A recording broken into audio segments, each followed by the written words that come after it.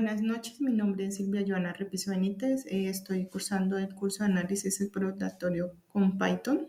Eh, Hoy les voy a hablar de cómo funciona la herramienta. Primero lo que debemos es descargar el archivo que es Anaconda en Navigator.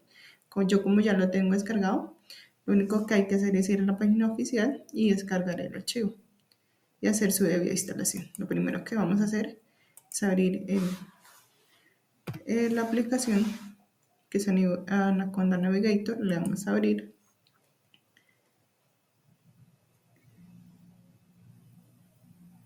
Después de que nos abra la aplicación,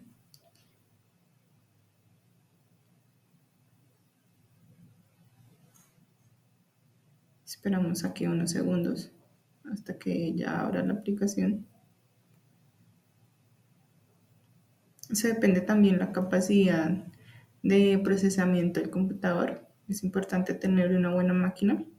Para esto, para la instalación, sí hay que tener en cuenta, digamos, el tipo de máquina y el tipo de memoria que se vaya a utilizar. Pues así depende, digamos, de la rapidez y el uso de la máquina en esta aplicación.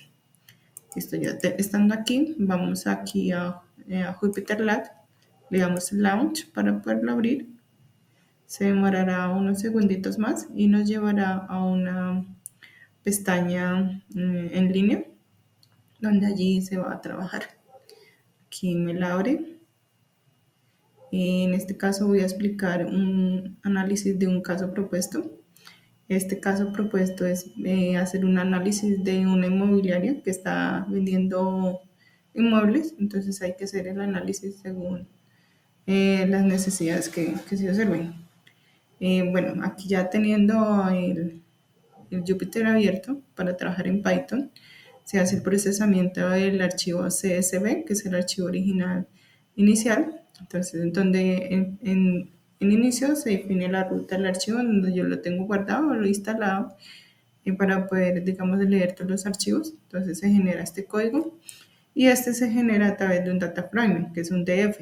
Aquí se leen los archivos, digamos, los datos y me los imprime a este otro formato que vemos aquí abajo, donde nos dice los datos de información en las columnas donde tenemos ciudad, departamento, barrio, dirección, área de terreno, el área construida, detalle, disponibilidad, el estrato, el precio y tipo inmueble y como datos adicionales, como información adicional. Teniendo, digamos, esta información, entonces nos planteamos una pregunta objetivo, donde la pregunta objetiva es la relación existente entre el área del inmueble con respecto al precio del inmueble. Entonces aquí también se genera un código, un DF-RED, donde se lee la total de registros y columnas, donde el total de registros y columnas en registros son 463 y columnas son 12 columnas en total. Como ustedes ya lo vieron, fue el código, ciudad, departamento y las otras. Para entrar en detalle en cada columna qué información se tiene, entonces se genera unas tablas de frecuencia para determinar, digamos, la información que tiene cada columna.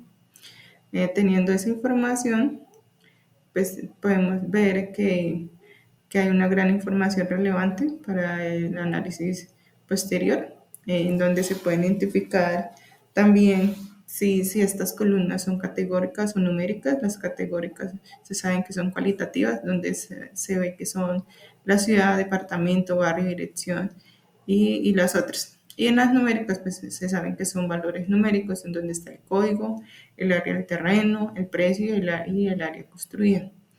Donde también, aparte de tener esta información, tratar de eliminar los sesgos de los datos.